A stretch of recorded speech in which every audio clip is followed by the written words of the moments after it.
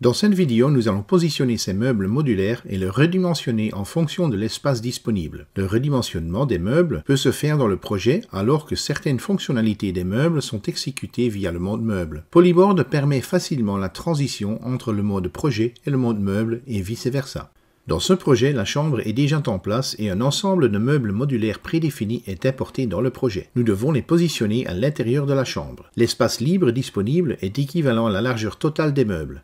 Nous allons donc les positionner tous ensemble. Sélectionnez tous les meubles et faites un clic droit. Sélectionnez, groupez la sélection. Ils sont maintenant considérés comme un seul élément et vous pouvez les déplacer. Une fois en position, cliquez droit pour sélectionner, déplacer la sélection. Dans la colonne de déplacement, réglez la valeur Z sur 100 mm et cliquez sur OK. Les meubles seront ainsi positionnés à 100 mm au-dessus du sol, ce qui permettra de positionner une plainte ultérieurement. Nous allons maintenant devoir redimensionner certains meubles individuellement. Cliquez droit et sélectionnez, dégroupez la sélection. Changez la vue en vue de face. Sélectionnez les deux meubles supérieurs sur le côté droit en maintenant le bouton de contrôle enfoncé et modifiez leur hauteur à 1100 mm.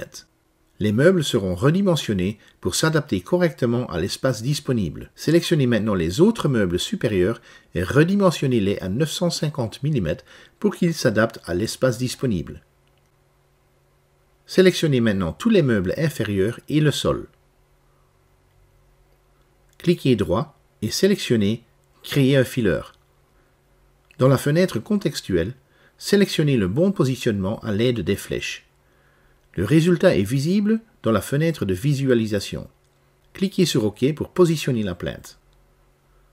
Le meuble en haut à gauche doit être corrigé afin de respecter la pente du plafond.